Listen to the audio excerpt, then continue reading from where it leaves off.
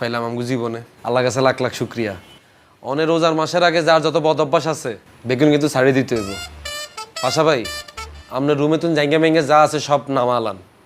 আরে এই তামিল মামিল যেগুন আছে বেগুন ডিসকানেক্ট করিয়ালা, দেয়া যেত না এগুন। আর হাবু ভাই, এই ফোনের মধ্যে অশ্লীল কথাবার্তা এগুন ছাড়ি দেন।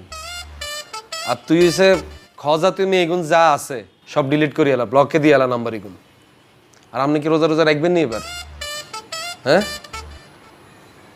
আপনারই জিজ্ঞেস করে পাশে ভাই, রোজা রাখবেন? জিজ্ঞেস করতেছি, রোজা রাখবেন নি এবার?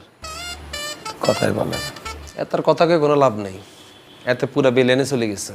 এতার লগে যে আমরা আছি এতে তো আমরা সবচেয়ে বড় পাপ কামাইতেছি।